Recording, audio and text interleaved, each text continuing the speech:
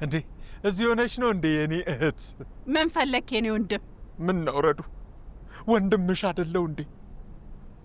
ለምንድን ነው እርግዝናሽን ያልነገርሽ? እኔ በምን አወቅ? የምር አርግዘሻል እንዴ? አንተ እኮ ነው ነገርከኝ። እኔማ ለቀልድ ብዬ ነበር ያልኩት። እውነትህን ነው? የምርህን አይደለ? አንቺ ሳታውቂ እኔ እንዴት ላቅ እችላለሁ?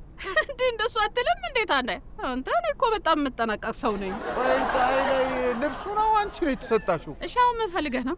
ደግሞ ቤት ልትከራይ እንደሆነ ሰምቻለሁ። ወይ ጉድ! አባ ነው አይደል የነገረህ? አውቄያለሁ። ከዚህ ቤት እንደወጣ እንደማትፈልግ ይገባኛል። እንደምናፍቅህም አውቃለሁ። ግን ደግሞ የራሴን ህይወት መኖር አለብኝ።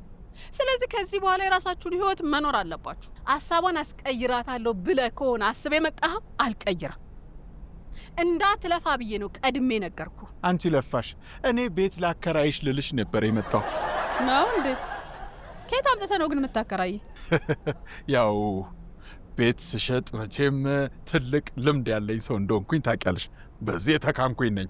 ስለዚህ ይህንን ልምዴን ለምን ወደ ድለላ አልቀይረውም ብዬ አስቤ ነው። እና ሐሳብህን ነው የምታከራየኝ? እድሉን ከሰጠሽኝማ ዛሬውኑ ፈልጌ ቤት አገኝልሻለሁ።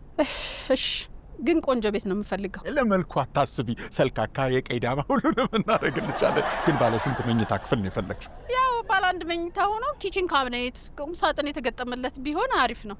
ደግሞ መብራትና ውሃ ሁልጊዜ የማይጠፋበት። እንዴ ረዱ፣ ከሀገር ውጭ ነው እንደ መከራየት የፈለግሽው? የምሬን ነው። ሌላው ደግሞ ገንዳ ቢኖረው ደስ ይለኛል። የቆሻሻ ነው? የመዋኛ ነው እንጂ። ግን ረዱዬ፣ መዋኘት ስለማትች የቆሻሻው ቢሆን አይሻልሽም? በቃ እንደውም ቶ ሌላ ደላላ እፈልጋለሁ፣ መዋኛ ገንዳ ያለው የሚፈልግልኝ። እሺ እኔ እናት፣ ግን መዋኛ ገንዳውን ካላገኘው ወራጅ ወንዝ ላይ እንዴት ነሽ?